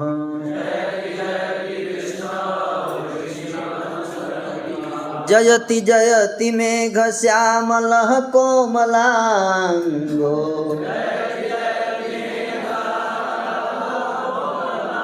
जयति जयति पृथ्वी भारनाशो मुकुंद। महाप्रभु हाथ जोड़कर ऐसे प्रार्थना कर रहे हैं इन श्लोकों को, है ऐसे हाथ जोड़ के भगवान के सामने जाके प्रार्थना, इस श्लोक को प्रार्थना करने का श्लोक याद कर लीजिएगा सब, ठीक है। उन पूर्ण पुरुषोत्तम भगवान की जय हो जो देवकी पुत्र कहलाते हैं। उन पूर्ण पुरुषोत्तम भगवान की जय हो जो वृष्णि वंश के दीपक हैं। उन पूर्ण पुरुषोत्तम भगवान की जय हो जिनके शरीर की कांति नए बादल की तरह है और जिनका शरीर कमल के फूल के समान कोमल है। उन पूर्ण पुरुषोत्तम भगवान की जय हो जो संसार का असुरों के भार से उद्धार करने के लिए इस पृथ्वी पर प्रकट हुए हैं और जो हर एक को मुक्ति दे सकते हैं। जयति जन निवासो देवकी जन्मवादो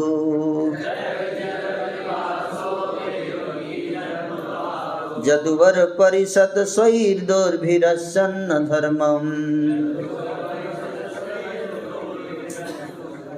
स्थिरचर ब्रिजिनग्न सुस्मित श्री मुखेन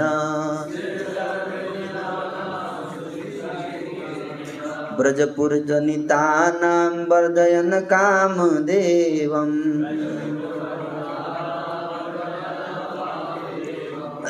भगवान श्री कृष्ण जन निवास हैं, समस्त जीवों के परम आश्रय हैं। वे देवकी नंदन या यशोदानंदन कहलाते हैं। वे यदुवंश के मार्गदर्शक हैं। वे अपनी बलशाली भुजाओं से समस्त अशुभ वस्तुओं का, अपवित्र मनुष्यों का वध करते हैं। अपनी उपस्थिति से वे उन समस्त वस्तुओं का विनाश कर देते हैं जो चर तथा अचर जीवों के लिए अशुभ वस्तुओं का विनाश करते हैं। उनका हंसमुख आनंददायक मुख वृंदावन की गोपियों की काम इच्छाओं को बढ़ाने वाला है। वे विजयी और सुखी हों। ना हम विप्रो न च नरपति नापि वैश्यो न शूद्रो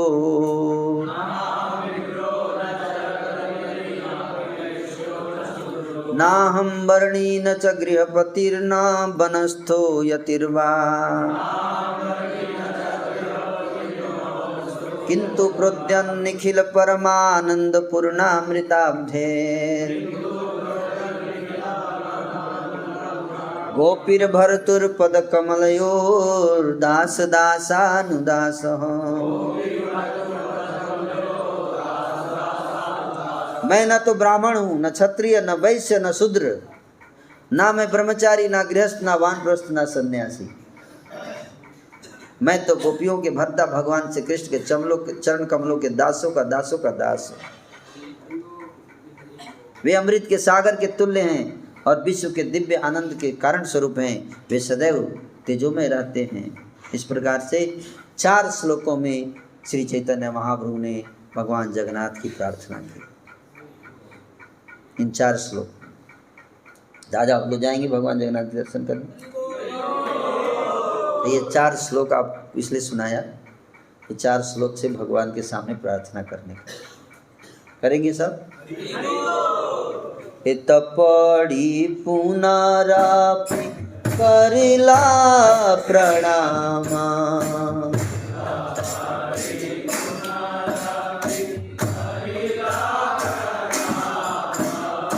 जोड़ हाथ भक्त गणे वंदे भगवान।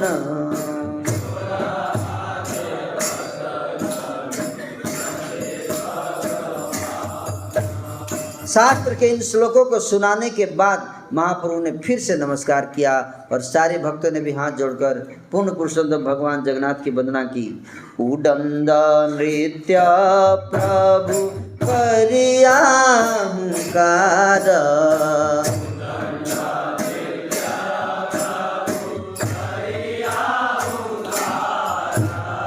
चक्र भ्रामी भ्रामे जय छे अल्लात आकार।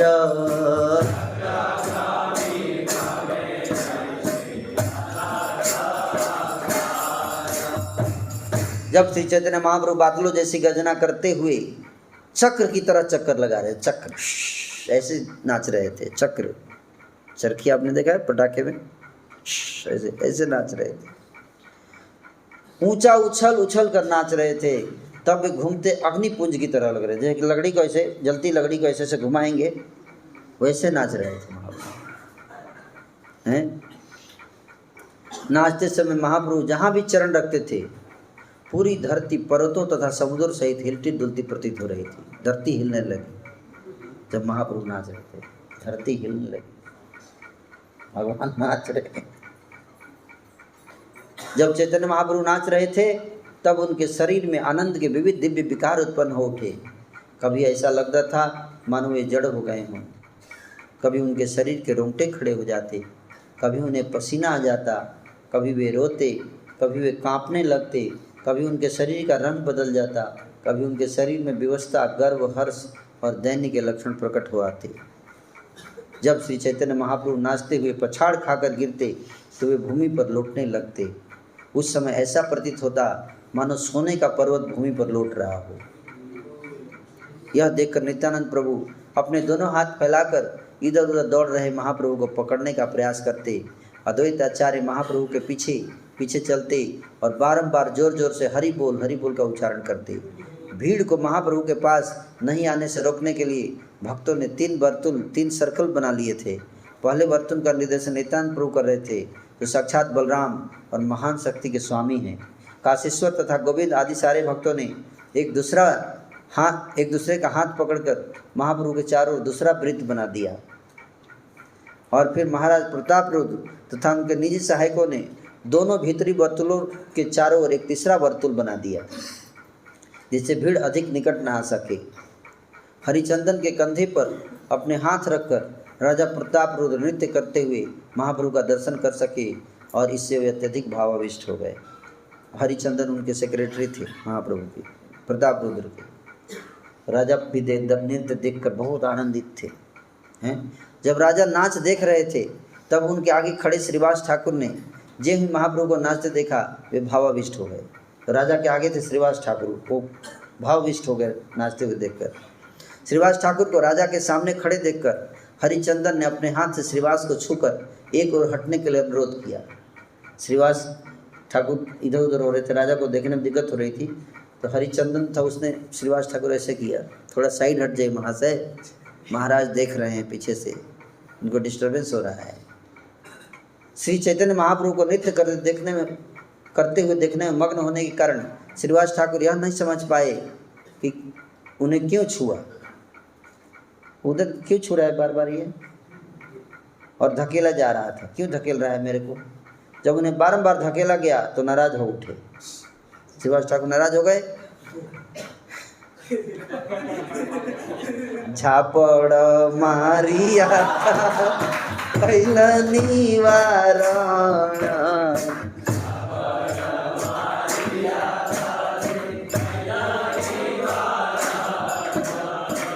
झापड़ खाइया क्रुद्ध भइल हरिचंदन।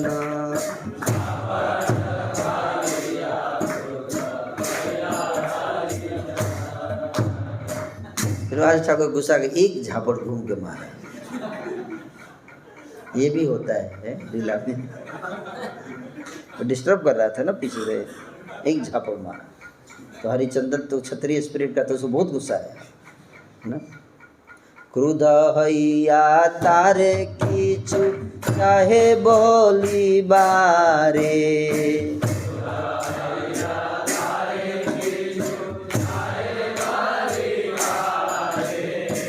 अपनी प्रताप रुद्र निवारी लतारे।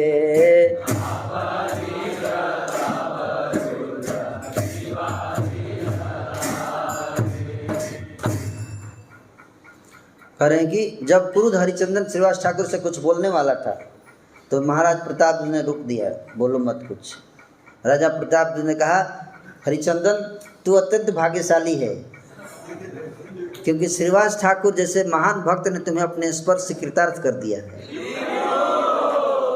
मैं तेरे जैसा इतना भाग्यशाली नहीं हूँ, काश मेरे ऊपर पड़ता, पर मैं इतना भाग्यशाली। तुम्हें इनके प्रति कृतज्ञता का अनुभव करना चाहिए। थैंक्स बोलो थप्पड़ खाने के लिए, हैं? चैतन्य महाप्रभु के नृत्य को देखकर हर व्यक्ति चकित था, यहाँ तक कि भगवान जगन्नाथ भी देखकर अत्यंत चकित थे। उनका रथ है, जगन्नाथ रथ पे एक बैठे हैं, एक नीचे है, नाच रहे हैं। ये देखो, उनका रथ पूर्णतः स्थिर हो गया, और जब तक जगन्नाथ अपलक नेत्रों से श्री चैतन्य महाप्रभु का नाच देखते रहे तब तक रथ खड़ा रहा। देवी सुभद्रा तथा भगवान बलराम दोनों को अपने हृदय में परम सुख तथा भाव का अनुभव हुआ। निस्संदेह में नृत्य देखकर मुस्कुरा रहे थे। जब चैतन्य महाप्रभु नाच रहे थे और ऊंचे उछल रहे थे, तब उनके शरीर में 8 प्रकार के सात्विक भाव प्रकट हुए। ये सारे लक्षण एक साथ दृष्टिगोचर हो रहे थे। उनके शरीर में रोंगटे खड़े हो गए, ऐसा लगा मानो उनकी चमड़ी में फोड़े फूट निकले हों। उनके शरीर कांटों से आवृत सेमल के वृक्ष के समान प्रतीत हो रहा था। रोंगटे एकदम खड़े हो गए। कैसे खड़े हो गए? जैसे सेमल का कांटा होता है ना, सेमल के वृक्ष आपने अगर देखा होगा, ऐसे रोंगटे कांटे के खड़े हुए, भाव आवेश में, प्रेम का विकार है सब। उनके दांत कटकटाते देखकर लोग डर गए, और उन्होंने यहाँ तक कि सोच लिया कि उनके दांत टूट के गिर जाएंगे। ऐसे दांत कटकटा रहे थे भाव में। श्री चैतन्य महाप्रभु के सारे शरीर से पसीना बहने लगा, और साथ ही रक्त निकलने लगा शरीर से। क्या निकलने लगा? रक्त निकलने लगा है। वे भाव आवेश में जज गग जज गग जज गग, जगन्नाथ पूरा नहीं बोल पा रहे थे, जज गग करते ही रुक जाते थे, रुधी आवाज निकाल रहे थे। महाप्रभु की आंखों से तेजी से अश्रु निकल रहे थे, मानो पिचकारी से जल निकल रहा हो, जिससे उनके चारों ओर खड़े लोग भीग गए। आंखों से रो रहे थे तो ऐसे हमारे आंसू गिर थे। भगवान कैसे गिर रहे थे? सामने ऐसे। तो जितने लोग खड़े थे उनके ऊपर आंसू गिर रहा था, तो भीग गए सब लोग। सभी लोगों ने देखा कि उनके शरीर का रंग गोरे से गुलाबी हो गया, जिससे उसकी देह की कांति मल्लिका फूल जैसी लग रही थी। रंग भी बदल गया शरीर का। कभी वे स्तंभित जान पड़ते, कभी जमीन पर लौटते, कभी कभी उनके हाथ और पांव लकड़ी जैसे कड़े हो जाते, जिससे वे चल फिर नहीं सकते थे। जब महाप्रभु जमीन पर गिर पड़ते तो कभी कभी उनकी सांस रुक सी जाती। जब भक्तों ने ऐसा देखा तो उनके प्राण भी क्षीण हो गए। श्री चैतन्य महाप्रभु, कभी उनकी आंखों से पानी बहता, कभी नाक से उनके मुख से फेन गिरता। ऐसा प्रतीत होता मानो चंद्रमा से अमृत की धाराएं बह रही हैं। श्री चैतन्य महाप्रभु के मुख से जो फेन गिरा उसे शुभानंद ने पी लिया, क्योंकि वह महाभाग्यशाली था। कृष्ण प्रेम रस का आस्वादन करने में पटु था। कुछ काल तक ऐसा प्रलयंकारी नृत्य करने के बाद महाप्रभु का मन प्रेम आविष्ट में, प्रेम भाव में प्रविष्ट हुआ। नाचना छोड़कर महाप्रभु ने स्वरूप दामोदर को गाने के लिए आज्ञा दिया। उनके मन की बात समझकर स्वरूप दामोदर इस प्रकार गाने लगे। सेइत प्राणनाथ पाइनु,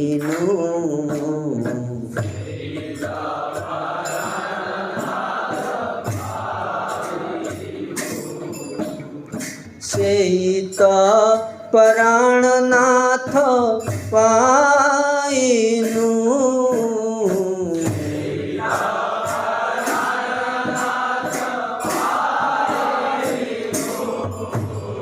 जहाँ लागी मदन दहन झूरी गेनु।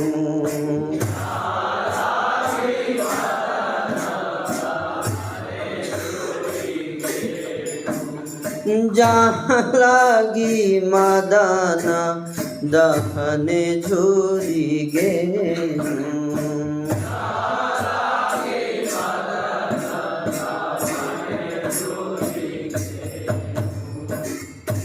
स्वरूप दामोदर गोस्वामी इस प्रकार से गा रहे थे। क्या गा रहे थे? इसका अर्थ, अब मुझे अपने जीवन के स्वामी प्राप्त हो गए हैं, जिनके बिना मैं कामदेव द्वारा दग्ध हो रही थी, सुखी जा रही थी।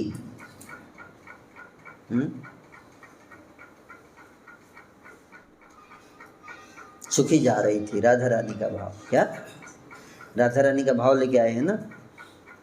तो राधा रानी ने कृष्ण का जब 100 साल के बाद दर्शन किया तो कितना क्या भाव था, वो भाव प्रकट कर रहे हैं कि कृष्ण के बिना मैं कितनी तड़प रही थी, आज उनको फिर से मैंने प्राप्त कर लिया। तो हम लोग भी तड़प रहे हैं ना कृष्ण के विरह में। कृष्ण से दूर है ना, ये सब नो, लेकिन तड़प नहीं रहे हैं, तड़प नहीं रहे हैं। हम लोग किसके लिए तड़प रहे हैं? तड़प तड़प के इस दिल से आह निकलती रही।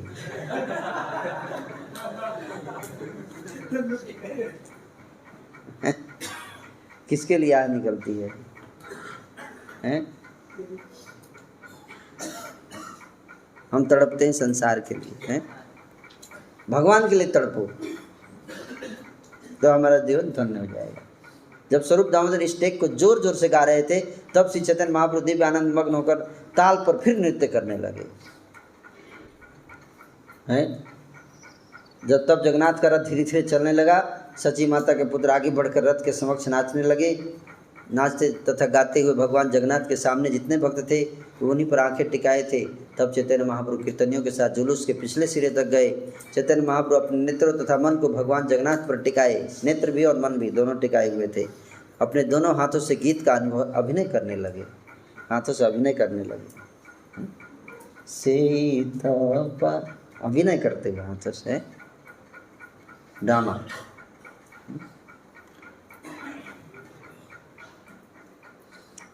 आगे फिर बाद में बताऊंगा, अभी दर्शन करने जाना है जगन्नाथ जी का।